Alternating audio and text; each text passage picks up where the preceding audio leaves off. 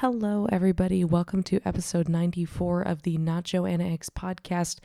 This week, Robin was feeling under the weather, so they weren't able to come in and do the show, but that's okay.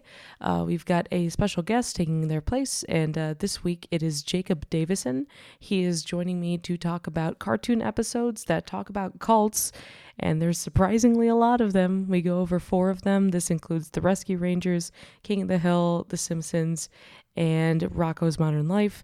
So yeah, we wanted to get specific, and as Jacob has a background in history in writing about horror, we felt that this would be appropriate, and there's a lot of niche stuff for us to talk about. So yeah, it was great having him on, and we hope you guys dig this one. Just a note that at the end of this episode, both Robin and myself talk about just 2019 in retrospect, our favorite moments, and just things we're looking forward to. So yeah, thank you guys again so much for listening. We hope you had a great holiday season and an awesome new year. I'm going to attempt to ingest as much tea as humanly possible, and probably more soup, because as you can tell, this is not doing it for me. And I want to be able to talk more normally than right now. So thanks so much for listening. Take care. Bye.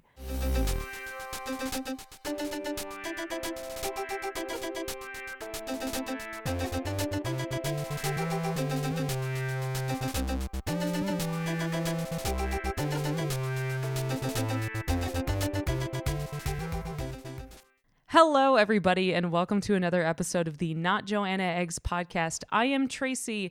Robbie is not on the recording this week, as unfortunately they're feeling a little bit sick, so no big deal. But we do have a guest with us this week. Would you please introduce yourself, guest? Hello, my name is Jacob Davison, and I am happy to be here. Thank you for being here, Jake. I was very intrigued because this is a topic that I've kind of been wanting to do for a long time, and I'm glad that you brought it up, because I think that this will be an especially interesting one because it's so niche, and we're going over so many different shows. And I should add, my background is mostly in horror. I write horror stories, and I do some other horror podcasts, so, this topic is very horror adjacent, and surprisingly in a lot of kids' cartoons. Almost kind of to a disturbing degree. Granted, all the shows that we're talking about are not necessarily children's shows, but there does tend to be kind of an overlap with them. At least 2 of them are unabashedly children's shows. Oh, yeah. Yeah, so the topics that we're going over today are depictions of cults in cartoons. We've got 4 different episodes that we're going to be going over today. In order, they are The Case of the Cola Cult from Rescue Rangers from Season 2, Episode 14. Then we've got from Rocko's Modern Life, Schnit Heads from Season 3, Episode 2B. So it was the second part. Yeah, no. Joe Murray had a lot of fun with the with the namings of those. And then we've got from The Simpsons, it's The Joy of Sect, S-E-C-T. From Season 9, Episode 14. And lastly, from King of the Hill, which is a kind of a favorite between Jake and myself, just because we love the YTPs that are associated with it. Me and the YouTube poops, there's so much material for King of the Hill for YTPs. Why are you with Wade? Where's Wade? I want Wade. You're a loser. But so that episode is fun with Jane and Jane, which is from Season 6, Episode 17. Tell you what, we'll start off by talking about Case of the Cola Cult, because number 1, it's the first one on the list, and it came out crazy early. Admittedly, this was during a period where cults had kind of been on the radar since the 60s and 70s with Jonestown and all that. But this is the first time I'd ever seen it depicted in a cartoon. Jake, would you like to give them kind of a brief breakdown of what the plot for this particular one is? Basically, the Rescue Rangers are testing out one of Gadget's new devices. I believe it was the rocket skateboard thing. Yeah. Yeah. And, but it breaks down in this warehouse for this soda company called Coca-Cola, and it's where all the empty bottles and equipment are, and they end up... Yeah, it's like a bottling plant or something. Yeah, and it turns out that it's the headquarters for this cult of mice that worship the cola company, or this commercial for Coca-Cola. Admittedly, it is such a catchy jingle that It's not shocking that it would have gotten stuck in their heads. That's the thing. When you brought up the episode, like I hadn't seen it in I think like at least 20 years. Oh yeah. I still have that damn jingle stuck in my head. Jingles, man, that's where it's at, because it's like you get to incorporate a product into an earworm thing that just stays with you forever, like the Mentos jingle or Mattress Giant, all that. Ugh. Bernie and Phil's. Or Empire Carpets. But yeah, like I think that was the part that interests me the most in this episode, was that you kind of see Gadget sort of lose her momentum. Like she kind of loses her confidence in being an inventor, because two of the separate like vehicle/devices that she invents break down, and she starts doubting her abilities as a rescue ranger, which has been seen as like kind of a tactic that cults will use, that they will tend to go after people that may not be at the best point in their lives, or they may be feeling especially vulnerable. And that was what ended up drawing Gadget to the cult specifically. Yeah, she was at a low point, and she was looking for answers, so here comes this cult. Yeah, but I mean, maybe it was just the orange. I don't know, because they have 3 different flavors. Like maybe if it was cherry or purple, it would have done something more for her. I'm not sure. Gotta have the purple stuff. Yeah. Oh yeah, purple stuff.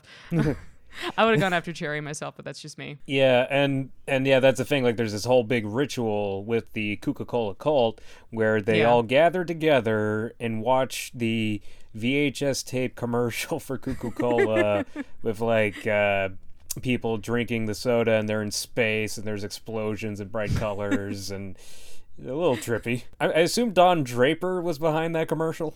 That could be. Well, like, he couldn't get Bye Bye Birdie to work, but once he landed the Cuckoo Cola cult, the Cuckoo Cola account, then, only then did he finally feel like, okay, yeah, I've made it as an ad man. The funny thing that I thought was a little odd about this is that they do actually incorporate a character named Myron, who is attempting to leave the cult. Like, he's trying to warn them about what's going on and everything, because it turns out that the leader of the cult itself, whose name is, I think it's Pop Tab or Pop Top, something like that. Yeah. So he genuinely believes in it, but his second in command, who's just like this big hulking brute of a mouse named Bubbles, is the one who's actually behind all the nefarious stuff. So like they basically took all the possessions, all the financial support, all that stuff away from the members of the Cola cult, and just basically gave them these white robes, and then they do a ritual, apparently like either probably every couple of days or maybe every day, because who knows? I think a mouse's internal clock is probably substantially like shorter than ours. And I was going to say, I also think it's interesting that the cult has ninjas. Yeah, I know, right? Because the Bubbles has his own ninja henchman. Because why not? Use paper straws, by the way. Which I thought was an important thing to note. Like they knew back then. And they have soda cap shurikens. Yeah, I mean, hey, I can't really look down on them for recycling. And admittedly, this is not to like diminish like the actual influence and power of like cults and everything, and like what kind of stronghold they can have over people. But it's just, I think the nature of incorporating this into a children's cartoon is what's so striking about it, because you can kind of get the message that they're trying to convey with it, but I don't think they quite get into like most of the psychological aspects. Like some of the other shows that we are going to be talking about later address that more. This is more kind of about like the groupthink sort of aspect of it, where like there's less like there's no questioning of what's going on there. People that are trying to leave are going to either be demonized or delegitimized in some way so that people won't listen to them. Yeah, like eventually it is shown that like Bubbles is totally overthrown and like basically drowned, I guess, in soda by the end of it. Ironic. A little morbid. Yeah, a little morbid, I guess. Yep. Yeah. Who was voiced by Jim Cummings, of all people. Yeah, he's a good bad guy voice. That guy's dulcet tones, man. Like he's not just here for Steel from Balto or Pete from Goofy Movie. Yeah. He's so great at being evil. It's a talent. And yeah, I was going to say, like, I think, just again, we have to keep in mind this is in the context of a kids show. Yeah. So I imagine the writers just, kind of saw what was going on in the news and figured it'd both make a premise for an episode and also, like, maybe it was a part of that whole education initiative thing with cartoons around that time. Like, yeah, like they had to have some kind of moral incorporated. Yeah, so the moral of this story is don't join cults and give away all your stuff. I mean, it's a good message, I guess, but yeah, I'm kind of fascinated by cults. Don't at me, please. Oh no, me too. Especially because we grew up in the '90s, so like we grew up when all that stuff was happening. Just It was quite the heyday. I remember they called it the Millennium Madness because like a lot of these cults, like the Heaven's Gate, thought UFOs were going to abduct them at the turn of the millennium, or Y2K was going to destroy the world. It was a scary time, and the people Mayan were looking for calendar answers. thing in 2012, all that. So, yeah. which was kind of based around what Gravity Falls was doing. Like I think that Alex Hirsch had said that canonically it's supposed to be taking place during the summer of 2012 for that particular reason. Yeah. Which I was like, yeah, all right, get down, Alex. That's cool. That makes sense, Weird Mageddon. Yeah, very, very true. Yeah, I mean, I guess that's most of what I've got for this one. I think it's about time for us to get into Schnit heads. Oh, yes. So this is Rocko's Modern Life, Season 3, Episode 2B. This originally aired on October 29th, 1995. It's just like a short B story. It's Heifer, basically, he finds his way into a sausage-themed restaurant called, was it called like Schnitzel Head or something? Yeah, it's something like that. Yeah, and he finds the cashier behind the counter itself. It's like, hello, friend. Are you feeling empty in your life? Which was, I mean, that's kind of like, that's one of the tactics that they have, is that there's sort of a low stake thing. And Heifer talks to the manager of the Schnitzel restaurant and he invites him to go to this Schnitzel themed party. I love the manager's introduction where like, because the register or the cashier is just kind of talking very monotonously and like trying to kind of hook Heifer. And then the cashier and the register opens and the manager's in it and knocks her off screen. Yep. He has a tendency for making a lot of violent entrances within this entire episode. Oh, yeah. Now that you mention it, there are a number of violent entrances throughout this story. It's at least 3, to my knowledge. But yeah, so then eventually Heifer is over at Rocko's house. I guess Rocko made dinner, but of course there's a gigantic stack of dishes, and Heifer's like, all right, well, I'm on my way over to the Schnitzel thing. Thanks for dinner. Yeah, like, thanks for dinner, bye. But Rocko says one of the most overt sexual jokes they've ever made in the show, which is, Hef, is that a sausage in your pocket? So that was like excessive, but I'm like, all right. But yeah, I guess like Heifer tries to ask Rocko to come with him, where he's like, he puts on like this sort of like faux way of like, oh, you should come be enlightened with me. You can't just work all the time. But Rocko's just not having any of it because he knows how like lazy Heifer is and everything. Heifer ends up going there by himself. Yeah, he says something like, some of us have work to do. We all can't be wandering around trying to find the meaning of life. Eventually, Heifer ends up making his way over to the party. He gorges on pretty much every single kind of sausage possible, and the manager invites him to come to basically this gigantic sausage-themed compound. It's all German-themed because it's sausage. They have their own sausage-made Stonehenge. It's like sausage henge. Oh, and they all have to wear lederhosen. Yeah, they all wear lederhosen. They all wear like weird hats and stuff. Slowly, Heifer is incorporated within the compound thing itself. They put him to work. He's put in quality control, like making sausages. They have sausages every single day. Yep, you tie them off. Like at first, he's kind of okay with it, but then eventually he's like, man, I'm really getting tired of this. And of the ultimate faux pas, he orders a pizza. And then they take him to the sauerkraut fields to think about what he's done. And they whip him while he works the fields. Oh, poor buddy. They have him in like an actual the steel plow that they use for cattle, and it's like I think Rocko ends up seeing him on TV at one point, and he's like, "Oh no, I need to go do something." Oh, well, actually, and on top of that, like he gets a call from Heifer's family, the Wolves. Oh yeah, from Virginia. Yeah, Ms. Wolf. And I love it because it like that was kind of one of the more grounded moments. Dealing with cults. Like his family calls Rocko his closest friend because he's disappeared with his cult, and they don't know like where he is or how to get him back. So yeah, like that's a pivotal point. Is that there's a whole lot of isolation from friends and family, like very restricted, if any, communication whatsoever. Which I thought that was an interesting way of doing it. And then also basically kind of coerced labor, where he's sort of in there. it's very ambiguous if they would ever even let him leave. Like, they would rather put him to work as opposed to kick him out. Yeah, and the cult kind of tries to hide him under the rug. Like, Rocko goes to the compound. And I love the really sassy koala. Yeah, the extremely sassy koala. Well, you can't see Heifer. Why not? Because because what? Kid thing to do. Yeah, because we're putting to work fields, at this. Man, he may as well be dead. Oh my god. Oh my god. But to his credit, like, Rocko's like, no, I need to enlist Filbert, and we need to make basically a Trojan weenie. Yes. I forget what it was. It was like, it's just like this gigantic talking steel wiener. Yeah, which they put over Phil's car.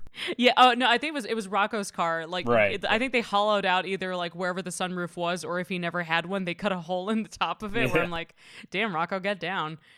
Filbert uses his apparent like experience with smoke machines and megaphones to try to trick them into bringing him Heifer. And of course, Heifer is too big, breaks the jaw of the gigantic steel wiener, and then they are all knocked out and tied up to their sausage Stonehenge. And then all the cultists are dressed up as sausages, and they're going to execute Rocko, Heifer, and Phil by throwing bowling balls at them. Yeah, like, apparently that's their team, like, costume, and I'm like, okay, guys, sure, if you can get them in bulk for, like, a cheap enough price, go for it. Which is the other thing, too. It has one of my favorite lines. It's like, you can't throw bowling balls at us. Yes, we can. It says so right here in the charter.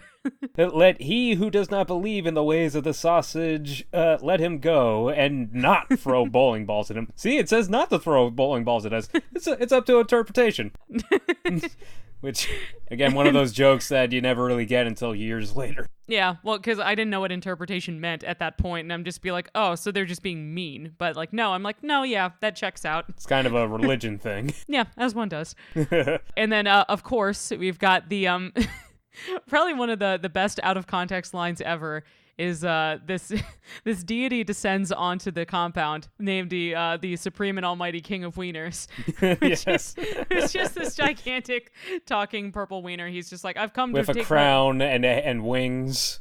And of course, he's got a sausage nose and a sausage casing body. And he's like, I've come to take my prisoners. Come on, kids. And then he unzips his tummy. They all jump in, and then he drops them onto a deserted island. Lo and behold, turns out it's really, really big man in disguise. Yeah, he was just on his way back from Mardi Gras when he saw Rocko and his friends were in trouble with his nipples of the future. He's got very convenient timing, and there's no real resolution to whatever message or lesson that Heifer learned. He says something like, I guess not every sausage is golden, or something. Yeah, or that's the thing. They're like, well, that happened. They're like, we run ourselves into a corner. We have the remainder of this page to finish it out. Someone come up with a gag, and then they fade out. Yes. I'm just like, yeah, I get it. Like, good on you, Rocko. Yeah, so that's, I was kind of glad that they had done that. It's a very strange sort of like food-centric thing that would make a lot of sense for Heifer. I wouldn't see that as being something for Rocko or Filbert necessarily, because Filbert is way too acerbic and mean, and Rocko is way too skeptical. I think that it probably would have applied to Heifer. Yeah. Okay, so then our next one is The Simpsons, The Joy of Sect, which is season 9, episode 14. Originally aired on February 8th, 1998. This entire episode deals with the Movementarians, which are a direct parody of, I believe it was the Heaven's Gate cult members, or it might have been, maybe it was the Branch Davidians, I forget.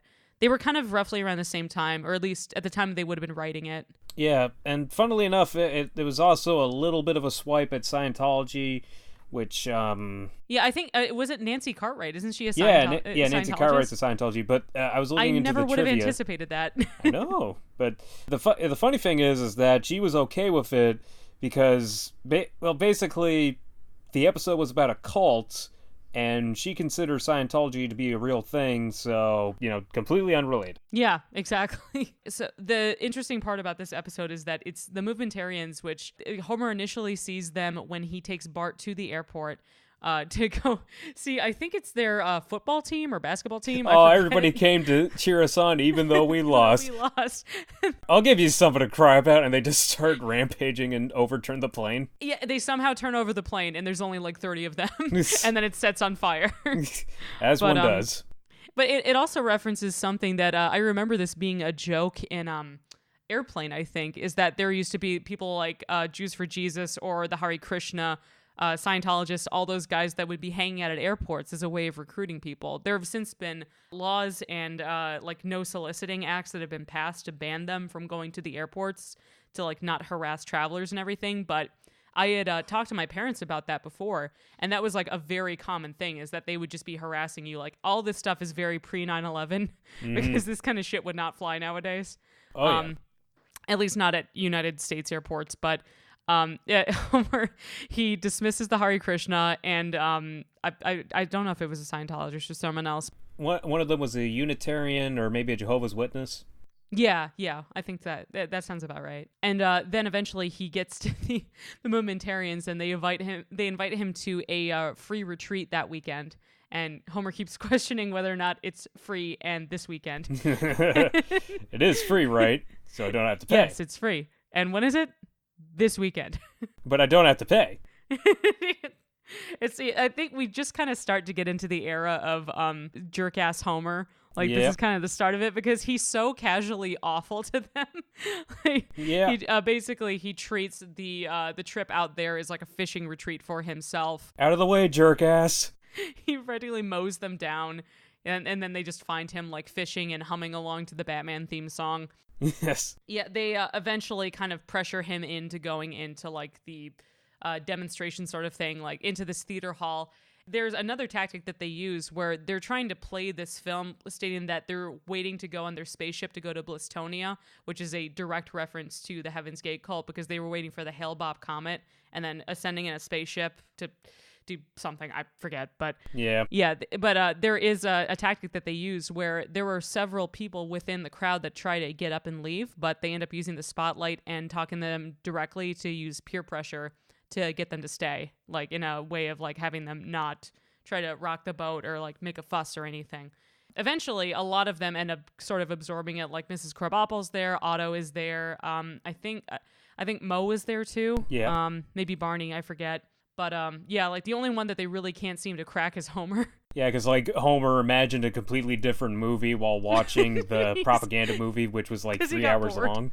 Yeah, but wait, how did they know that he wasn't working for Internal Affairs? What? That isn't in the movie. None of that happened. When I get bored, I kind of make up movies in my head. I mean, yeah, like it seemed like it would be very tough to manipulate him for a while, up until they decide to start having all of the new movementarians eat a lot of gruel, like low protein, calorie dense gruel, and Homer is just like chugging away like he's eaten a month's supply and none of it's working. They try to start a chant and the other members get into it, but Homer just totally just zones it out. And then once they start humming the Batman theme song to the words "leader," that's what gets him. That's the thing. It looks like they really did the research on this episode, because like those are all like real tactics that cults have used to try and force people to join them. Yeah, I mean, it comes down to like I think some of it is either denying them to have like certain foods, or like being forced to do monotonous activities, especially for a lot of cults that are based around religion, that they start having their own doctrines and their own like sermons and stuff that they're preaching or forcing people to reiterate.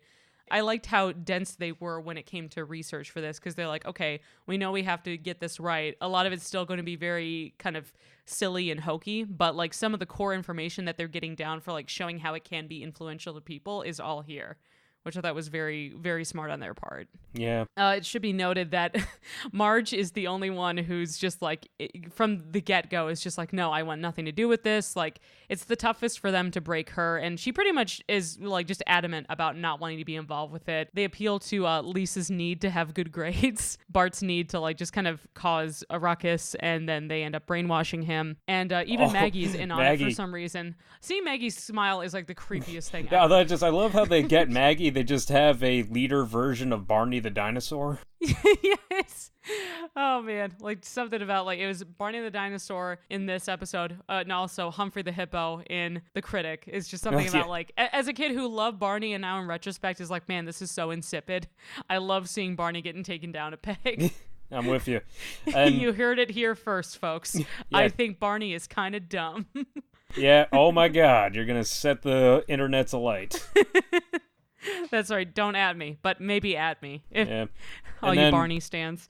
Yeah. And then, yeah, it's more cult stuff because, like, basically when Homer's indoctrinated, they get him to sign the family home and the rest of the family into the cult to live at their compound, and then they slowly start breaking them one by one. Which is a thing. There is a lot of, like, contracts and stuff that will, like, require people handing over either a certain amount of money or, like, they have to keep paying dues or they use their labor in some way. Like, for just a billion years. Like, basically indefinitely. They are forced to stay there. But that is the thing. I love that Marge kind of gets the spotlight this episode because she cannot be broken, and she's just so determined to save her family. Like, one of my favorite sequences is she goes to the gate, is like, excuse me, I'd like to leave. And also the squeaky teenager guy is the guard for some reason. Oh, you can leave if you want to. And there's like a bunch of landmines and barbed wire and like and a crocodile moat and everything. But Marge, like, to her credit, does so much cardio that none of it really phases her whatsoever. She manages that right. Except, of course, for the bubble from the prisoner. The bubble. Oh my god, I love that. Like, the bubble from the prisoner just shows up and tries to nab her. Poor Hans Moleman. It gets Hans Moleman instead. He couldn't get any help at the bookstore at the airport that only sells Michael Crichton or Stephen King. He's told to leave, and then he gets smothered by a bubble. Do you have anything by Bard Ludlow? Get out. So Marge ends up going to the only person that really hasn't joined the Movementarians, which is the perpetually depressed and ineffectual Reverend Lovejoy, who's getting ready to burn down the church again. Never thought I'd have to do this again. God. But he still won't do it unless Marge bribes him. She gives him her wedding ring. Yeah, and a collection plate. He's like, I'd love to help you, Marge, but... And even Ned Flanders gets involved with it. And they hire Willie to be the deprogrammer. God, like, Willie gets a lot of great moments in this, especially when... I love the Jaws parody. I'll nab him for 100, I'll take him here for 500, and I'll kill him for 1,000. No, just the first two. I'll throw in the killing for free. Please let me kill him. But so they managed to sneak in by disguising, like they take a Rolls Royce, which is the vehicle. I don't know where they found it. Like either they stole the leaders or they rented one or something, which could not have been cheap because Rolls Royces are handmade. They found a way. Marge has her ways. So yeah, they take the rest of the family and take them to Ned Flanders' basement or his rumpus room. How dare you? Yeah. Yes. Well, don't call it that.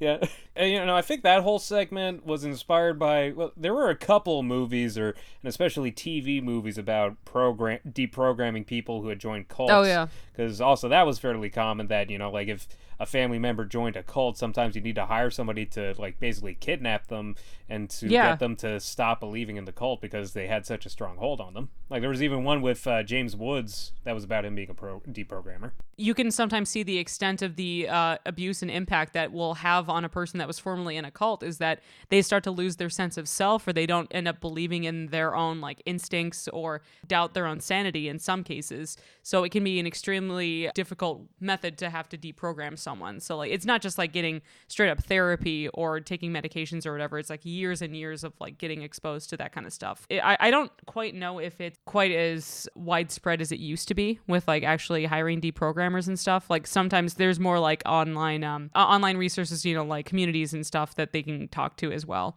Right. Like, I've seen that stuff online before, at least, but I don't know. It's got to be complicated to become a deprogrammer. I bet. Like, I'm mostly going off of movies and yeah. Because, like, usually they're just, like, really gritty dudes. Although I actually saw a segment on Drunk History about, I forget his name, but there was this guy that became one of the first deprogrammers because his daughter joined a cult, so he got her Seriously? out. Yeah, I don't remember all Was it the guy that was tied to Patty Hearst? Was that it? No, it was somebody else. Okay. In this case, deprogramming could be just as easy as offering a hover bike. Yeah, a hover bike or a beer.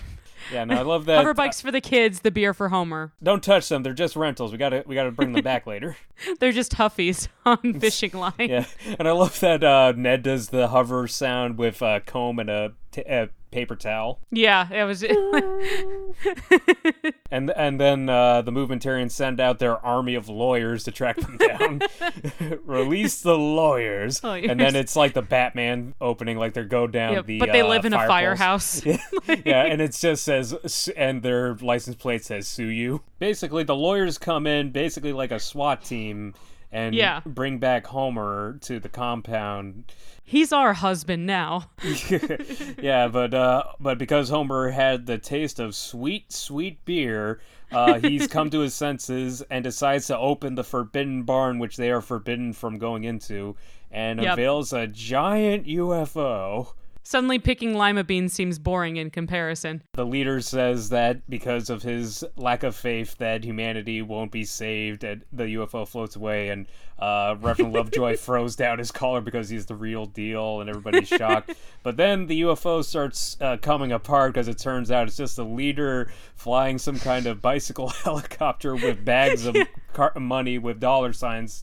Actual bags of money with dollar signs, and also playing the same comb that Ned was playing earlier to make the hovering sound. Yeah, but he gets one of my favorite come-uppances because like he there's too much money, so he crashes into the property of Cletus the slack-jawed yokel, and it's like, do you perhaps need any saving? Now, but I'll take them sacks of money from you. And he cocks a shotgun at the leader, just like, I should have stayed with the Oath Keepers. But yeah, and then everything's all right with the world. And Mo goes back to good old-fashioned voodoo. I love that he's got a very accurate doll of Barney for what it's worth. I don't know if he made that himself or if he had a commission, but kudos to Mo, because he knows craftsmanship. And I love the ending, though, where it's like, I'm glad we're no longer brainwashed by an insidious cult. You are watching Fox. We are watching Fox. Just ending on another Fox zinger. Yeah, so that's the Joy of Sect. Out of all the episodes so far, I'd say that one probably incorporates the most actual references to actual tactics and everything, up until the next one. Which we're going to be talking about, which is King of the Hill, Fun with Jane and Jane, which is from Season 6, Episode 17. Originally aired on April 21st, 2002. Jake, would you like to do the honors and describe what happens in the episode? Okay. Well, basically, Hank's getting ready for a big date dinner with Peggy when Buck gives him an errand. He needs somebody to feed his emus because he invested in emu futures and he has an emu farm and he wants Hank to feed them with a shotgun. Yep. Because it's not profitable. I want you to pump their bellies full of lead, Hank. Yeah, so of course Hank puts the job above everything else, even though it's rather insidious. So he has to blow Peggy off for the time being, which upsets her because she starts to come to the realization she doesn't really have any friends. And she usually hangs out with Luann, but Luann's in college now, and she wants to make friends her own age, and so that's where things go into the cult, because Luann wants to join a sorority to make friends and become popular, and she goes to one at first, but they kind of make fun of her and ignore her because she's poor and she can't really relate as well. So she meets this girl on campus who tells her to go to the Omega House because they'd be more accepting. And as the girl is moving her Luann's bags into Omega House, she's abducted by deprogrammers because turns out Omega House is a cult. Yes, that deals in jams and jellies. Yeah. The most nefarious of all spreads. Yeah, so Luann joins Omega House and they all wear the same hoodie with an Omega symbol on it. They're only allowed to eat rice. Yeah, they're only allowed to eat rice. They're not allowed to go to the bathroom without permission. And the leader of the house eats toast with jam in front of them, and they all worship Jane, the Supreme Jane, who's you only see in a mural. Yeah, the Mega Jane, who is depicted on this it's some kind of tableau or like just this Fresco. huge picture. Yeah, like a fresco at the very end of the table in the dining room. And it's just like Luann is getting to the point that she's starting to sort of like lose her sanity because she hasn't been able to pee in 2 days. Yeah, And, but she thinks it's a sorority, and she thinks they're just hazing her, so she doesn't. well, that's what Peggy tells her, because Peggy is right. she is a fountain of bad advice. Oh, in yeah. This one, which is not so outlandish for her specifically, but Peggy is more driven about like, oh, I want to make friends. I'm going to come with you. So she brings Luann back to the cult after Hank tries to rescue her when he sees her selling jams and jellies on the side of the road while he still has one of the live emus in the back of his truck. Like, Hank tries to get Dale, Bill, and Boomhauer to kill the emus, but they think they're kind of cute, even though, like, Dale kind of has a love-hate thing. It's like, the killing instinct's back. No, they're too fluffy. Wait, I can still do it. No, that one... it's too majestic. and then the emus kick their asses and escape, so Hank has to buy, like, 100 pounds of meat and say that he had the butcher chop them up for reasons. I just like that they addressed that there was like an emu fad for a long time. Like a lot of farms or just people that had extra property would start getting into like buying emus to either raise them for sport or for meat or what have you, or reselling them. No, I didn't know that. Yeah, that Buckhead apparently sunk all of his money into all these emu securities, all that, and just He needs to kill them for the insurance money. yeah. Exactly. Yeah, the whole emu subplot thing is very silly. I like that they tied it in because it does have a very satisfying conclusion at the end of it. Peggy takes Luann back to the cult, and they're able to induct her into the cult. I love the way they do it. It's like, I can tell that you have problems with your... Husband? Nope. Father? No. Mother?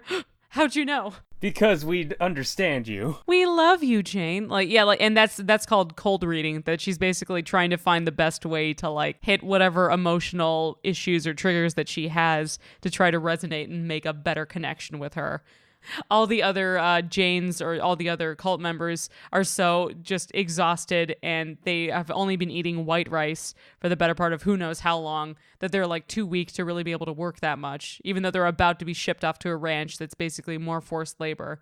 And they're not allowed to sleep. Like, they haven't slept in like a week. Yeah, exactly. And I do love how the plot lines intersect, because basically, they're driving around, and when Hank tells Dale that Peggy and Luann are at the Omega House sorority, Dale tells them that actually it's a cult, and he knows because he fumigated the Omega House, and they paid him in jams and jellies.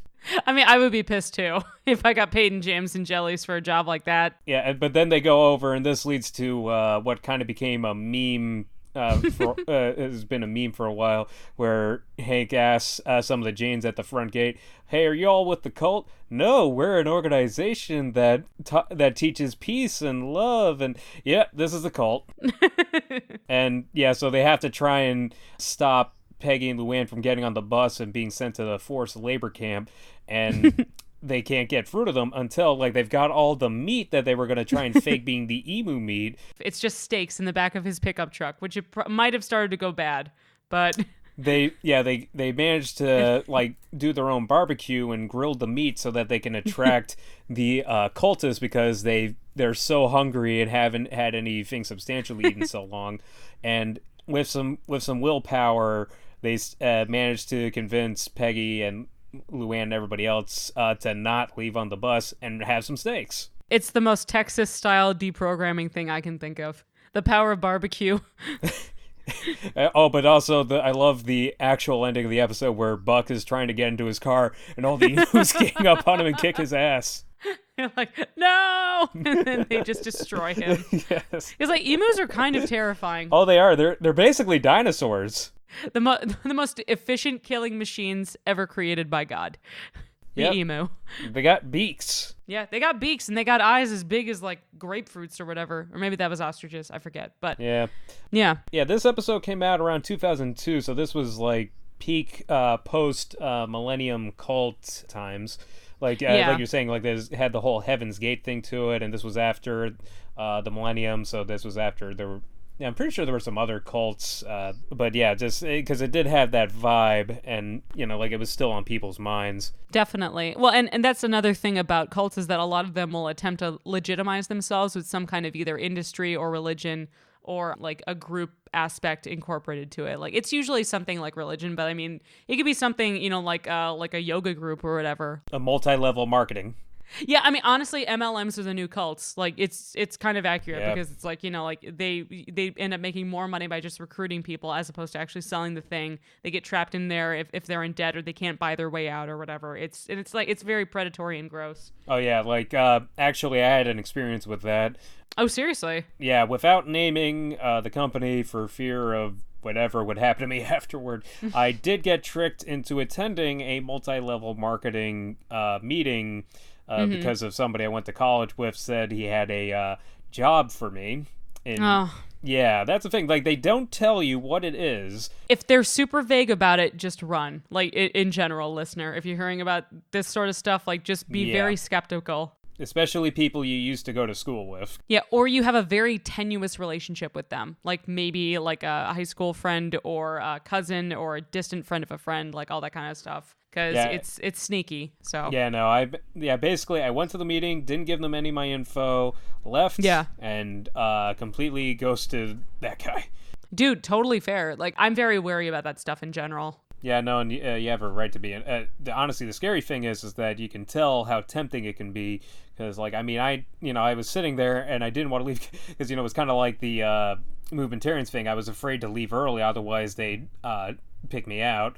So yeah, exactly. Well, it's like the kind of like it's like the social contract kind of thing where like you don't want to be rude or you don't want to make a scene or anything. So out of politeness, you want to just kind of like stick around for a little bit, but then the instant you can bounce, you leave. Oh, did I ever?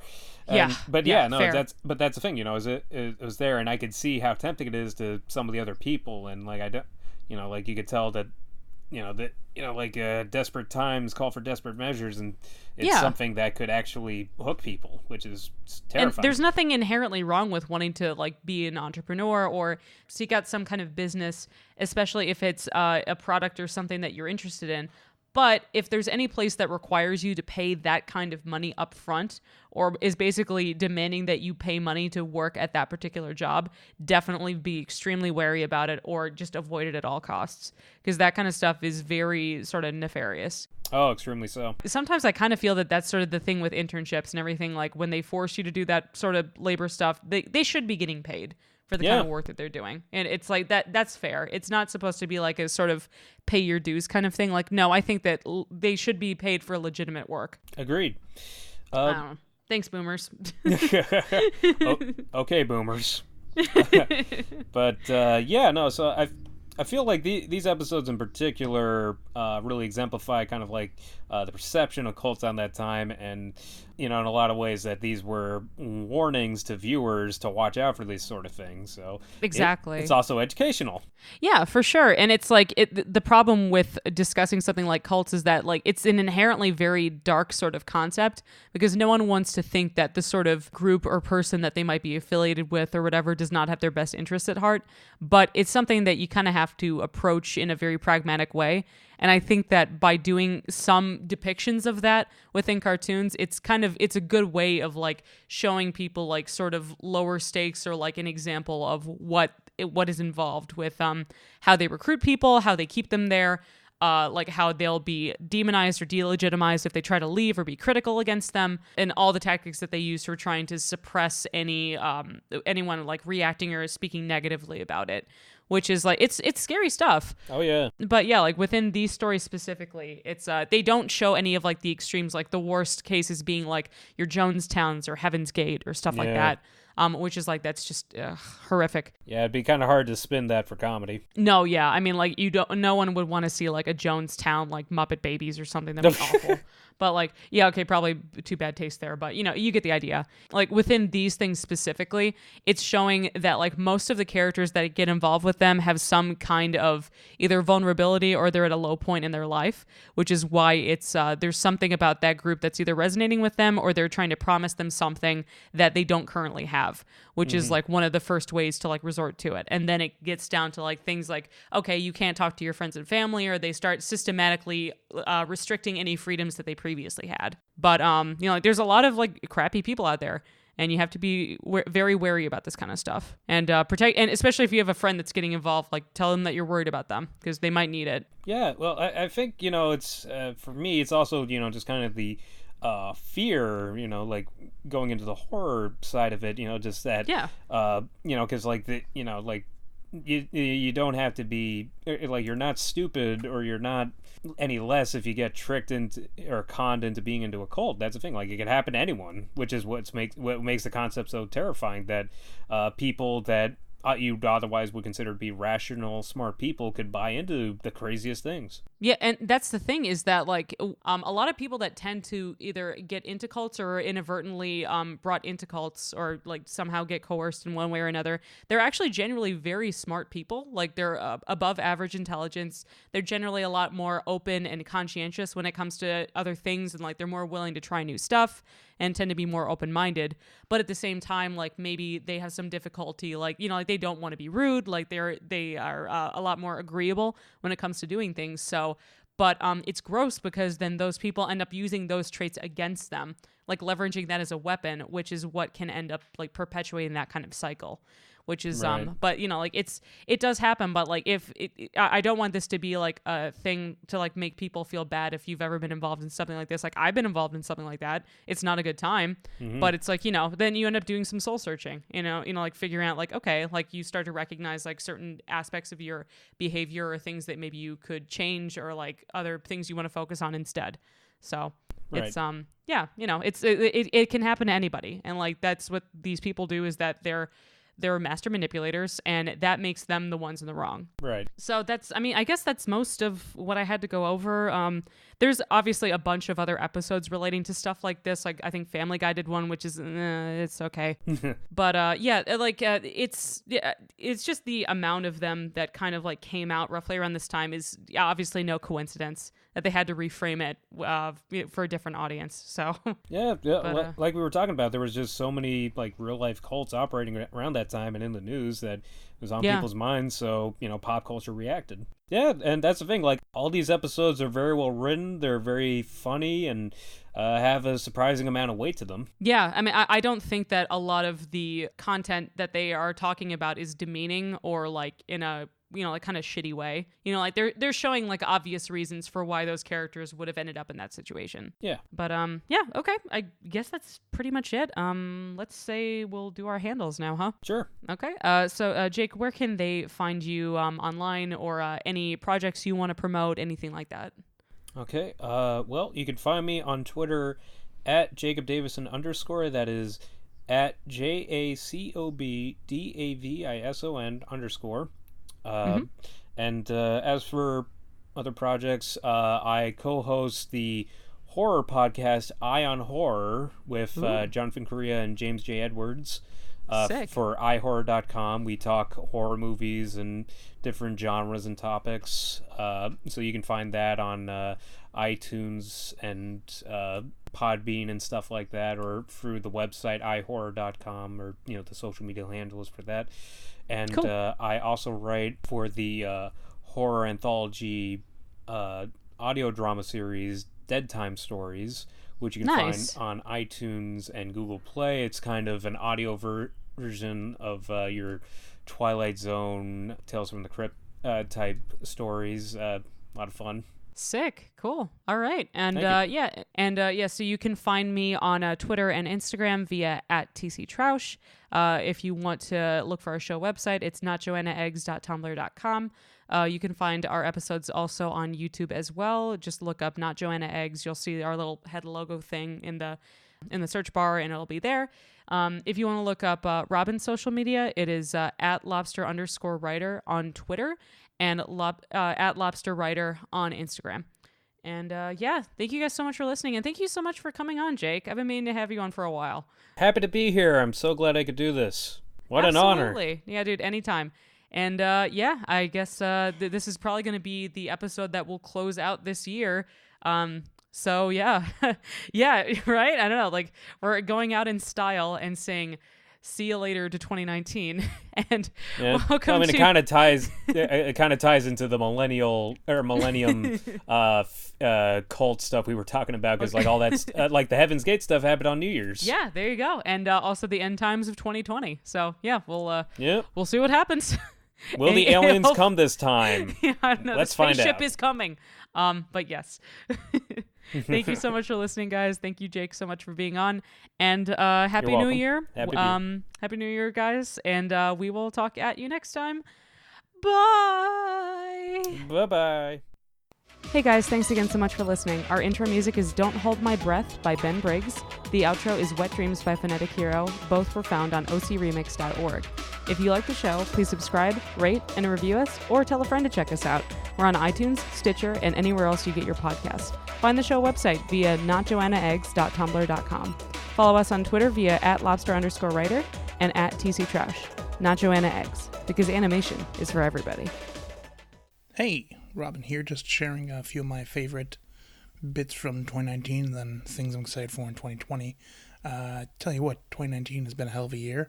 I didn't realize that we started off with Napping Princess, of all things. So there's that. But I think highlights for me were the Steven Universe movie and Infinity Train. Those are two things that really I was super excited about. Also, Klaus was super good. And then all our guests were like really great this year. I think next year what I'm really looking forward to is season 2 of Infinity Train. I'm behind on Steven Universe Future, but I'm kind of excited for that. And those are the only sort of things right now on my sort of vision, if you will. So I hope that 2019 ended nicely for you, and I hope 2020 is also a good year. Catch you later. Hey guys, this is Tracy, just doing a really quick retrospective of 2019. I completely forgot how many different things we did this year, because this, at least 2019, definitely had a lot of my favorites. Probably the goofiest and most angry we ever got was on the Napping Princess, which if you haven't heard that one, definitely check it out. I loved having at Almighty Leroy on for Rango, which was a lot of fun. Robbie attempted to keep us on track and it did not work, so it's okay.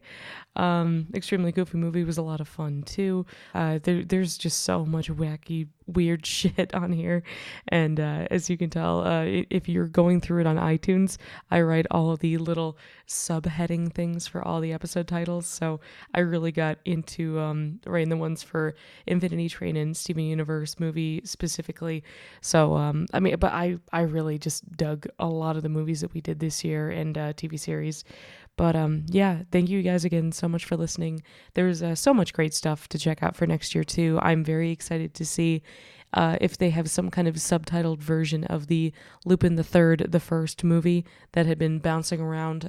Definitely checking that out. Sonic the Hedgehog, the movie, obviously, which is not totally animated, but it's animated and it has the most fascinating backstory ever. So, yeah, thank you again so much. And I guess we'll talk at you soon, and really appreciate it. Hope 2020 treats you extremely well. All right, thanks. Bye.